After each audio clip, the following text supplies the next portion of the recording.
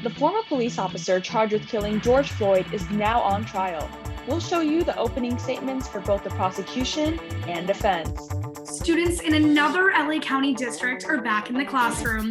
The superintendent shares the excitement among teachers, parents, and kids. And the Trojans joined the Elite Eight for the first time in 2 decades. Our sports team reports on the dedicated Trojan fans in Indianapolis. Live from USC, you're watching Annenberg TV News. The trial of Officer Derek Chauvin is now underway in a Minneapolis courtroom, 10 months after the death of George Floyd, and much of the country is watching. Millions of people have seen the video. Officer Derek Chauvin with his knee on the neck of George Floyd. Now, it's up to a jury to decide if Chauvin is guilty of murder. Good evening, I'm Kucera reporting from Los Angeles. And I'm Lauren Hebroni, also reporting from Los Angeles. The trial of the former Minneapolis police officer started this morning with opening statements. Mr. Derek Chauvin betrayed this badge when he used excessive and unreasonable force upon the body of Mr. George Floyd. That he put his knees upon his neck and his back, grinding and crushing him until the very breath, no, ladies and gentlemen, until the very life were squeezed out of him. Derek Chauvin did exactly what he had been trained to do over the course of his 19-year career. The use of force is not attractive, but it is a necessary component of policing. Witnesses, including someone who was at the scene when Floyd was arrested, testified after the opening statements. The prosecution will use a video of Floyd's killing filmed by a bystander as their primary defense. This is the first time Minnesota is allowing cameras to film a full criminal trial. A reporter, an adjunct professor, explains why. The judge saw the importance of this case and the historic nature of the case, and the attention and the fact that people want to be able to witness what's happening. So, so I just, I think it was done in the interest of being transparent and giving that sort of courtroom access that isn't always there. A rally and prayer vigil for George Floyd took place last night in Minneapolis on the eve of the trial and 10 months after Floyd's death. A USC student who's part of the Dornsife Agents of Change civil rights initiative shared his thoughts on the trial. I didn't even think that, he would get charged, if I'm going to be completely honest with you. Because, as you can see, we see videos and reports about these murders and, we frankly see them in court at all. So this was just surprising at all. This is an ongoing conversation, an ongoing talk that we as citizens need to have in order to further protect and perfect our system. Chauvin's trial adjourned earlier than anticipated today because of technical difficulties. The trial will resume tomorrow morning with the testimony of a bystander to Floyd's killing. The race for vaccine appointments is on now that Governor Newsom announced when California adults are eligible to get their vaccines. California residents age 50 and over are eligible to receive the vaccine starting Thursday, April 1st. People 16 and over can get their vaccine starting April 15th. The latest CDC guidelines for vaccinated people say they can gather indoors without masks with unvaccinated people from one other household. Also, vaccinated people do not need to quarantine after exposure to COVID-19. An infectious disease specialist sees reason for optimism. We have nearly 3/4 of people over 65 vaccinated, and we've seen a tremendous reduction in hospitalizations and deaths in that age group. So as we continue to expand eligibility, we can expect to see further declines in hospitalizations. Once everyone who gets a vaccine, who wants a vaccine, we will not see mask requirements any longer. As of yesterday, there were 538 new cases of COVID-19 reported in LA County. There have been more than 1.2 million cases, and more than 23,000 people have died. Many public and private schools across Los Angeles are bringing students onto campus. In Glendale today, it was back to the classroom for the youngest children. Kindergarten through 2nd grade are back in school today. Next week, 3rd through 6th grade will be learning in person. The superintendent of Glendale Schools spoke to us about the reaction to bringing elementary students back to campus. There's a level of excitement, and giving parents options is really important in public education, and giving students options. So the option of remaining in virtual learning or the option of coming in for in-person instruction is really important. To keep Glendale campuses COVID-free, the district has an eye on health and safety. Students and teachers have daily temperature checks and health screenings, physical distancing, frequent hand washing, and mask wearing are all required. We asked when Glendale Unified expects to reopen middle and high schools. The district is still unsure when these students will return to the classroom. Students in the Ivan and Young Academy launched an innovative social health campaign called Spread Care, Not COVID. The campaign's mission is to promote care and positivity among the USC community and the neighboring South Los Angeles area. The student-driven campaign features banners installed around campus, Zoom backgrounds, relatable memes, and merchandise.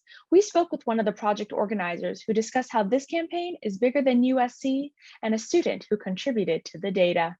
South Central is like a marginalized community, and they're disproportionately affected by our actions with COVID. Students to think about more than just themselves and the consequences that their actions have on other people as well. Get rid of this top-down messaging where it just feels like very corporate and just, from the university, and it's something that was like for students by students. I made this survey to try and run the data and run regressions on it to see which factors had the biggest relationship and the biggest correlation with how people reacted. After it was done, I ran the regression, found out that it was like I thought, mostly based on how your parents and how the people around you felt and based on where you were from. And that's kind of just the things that went into that data, and then I sent that data off to Liza. Spread Care, Not COVID merchandise is available on the USC bookstore website. All of the proceeds from these purchases benefit the USC Student Relief Fund.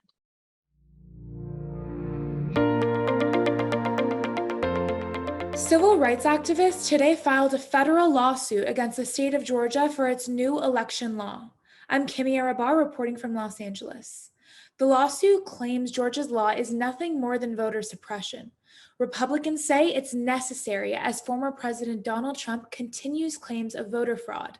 The law makes it a crime to hand food or water to someone waiting in line to vote. It will also require voters to provide an ID to vote by mail, limit placement of ballot boxes, and shorten voters' time to request absentee ballots. We spoke with the communications director of a civil rights group about the law. Georgia's SB 202 is unique in its pernicious, negative, and almost insulting nature to its voters. So right now, Georgia stands out and almost stands alone in how it has attacked its voters, not just across the country, but especially in the South. As the bill is currently passed, the only intent of this legislation can be one thing, and that is to lessen the likelihood and drive down the number of voters who take part in the next elections. The law passed in Georgia is the first of potentially many more state election laws. Texas looks like the next state to legislate a restrictive voting law.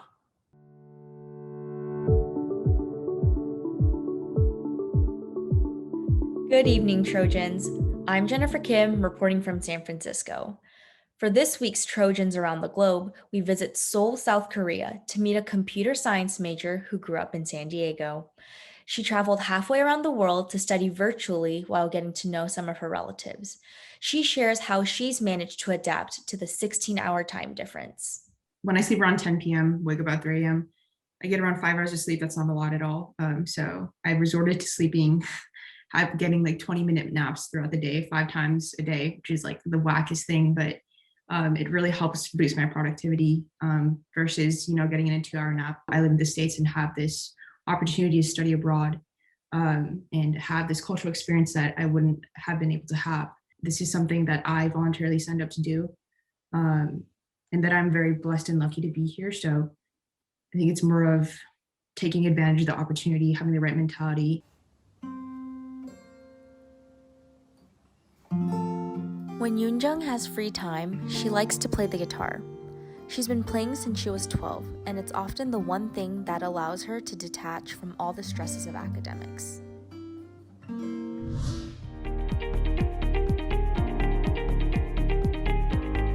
Trojan fans, USC may have a shot at being a basketball school after all.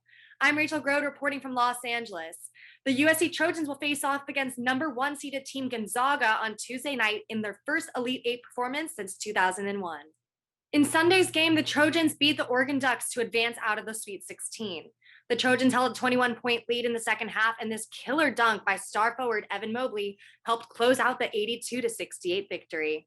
The team's presence in the Elite Eight is a huge moment in USC basketball history. It is the second regional final appearance for the team in the last 67 years, and the third overall. USC is looking for its first ever national championship. Well, it's a big moment in USC basketball. It's our second Elite Eight in the last 60 years, 2001, and obviously now. So it's a huge win for our players, our program. But at the same time, our players, they're very mature. They do celebrate and they have fun.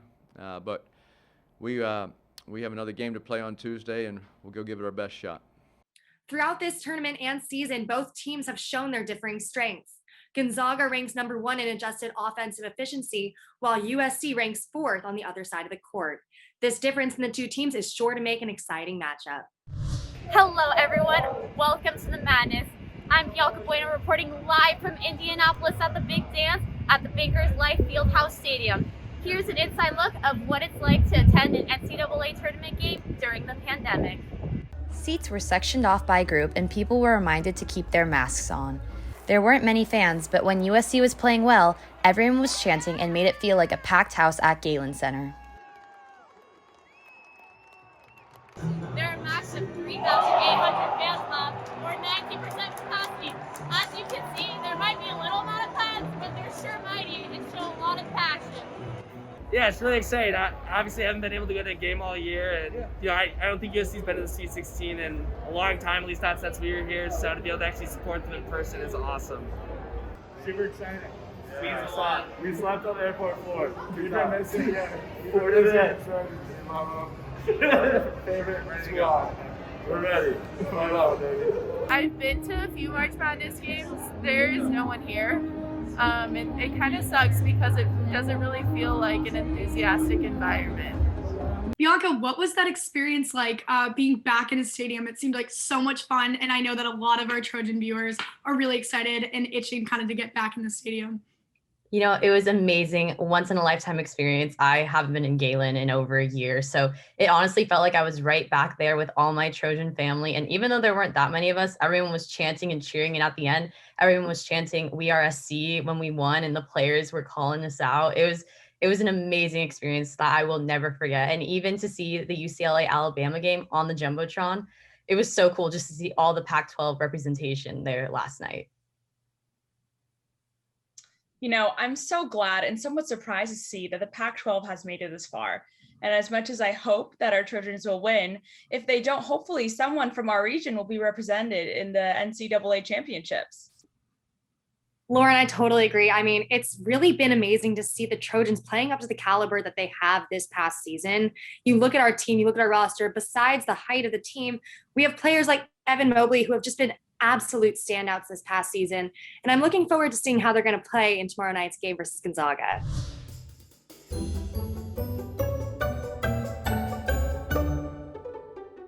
In honor of Women's History Month, we are highlighting women who inspire us.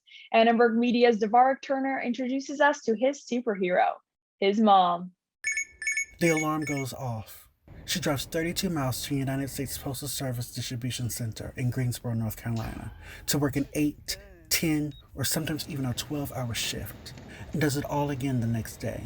This has been my mom, Sharon Bruce's routine for 27 years. She has sacrificed and continues to work tirelessly to make sure that my younger brother and I have not only always had what we needed, but wanted. The oldest of 4 girls, she's a natural leader and protector. Seeing a need in the community, she opened an adult care facility in 2005. A group home for adolescent girls run by an all-female staff followed 3 years later. My main goal was to build security and stability for you and your brother. And at the same time, I'm also helping other people. She's independent, she is fierce, she is a boss. Chambers is a superhero woman. As businesses in the art and entertainment world start up again, the TCL Chinese Theater in Hollywood celebrated its reopening today. This Wednesday, the theater will host the premiere of Godzilla vs. Kong. The legendary theater, which first opened in 1927, celebrated its reopening with a ribbon cutting. The directors of Godzilla vs. Kong attended the event, and one played around, pretending to play an electric guitar with the ribbon-cutting scissors. You know, Caroline, I've missed hitting the theater so much myself. I might just have to attend that premiere this coming Wednesday. Lauren, I couldn't agree more. I didn't really think I was gonna miss movie theaters during COVID, but there's only so many times you can watch Netflix from home, and if anything, I just miss the popcorn. You know, I'm a candy girl myself, but I will say I'm getting really sick of just sitting at home and watching TV. I'm ready to hit the town.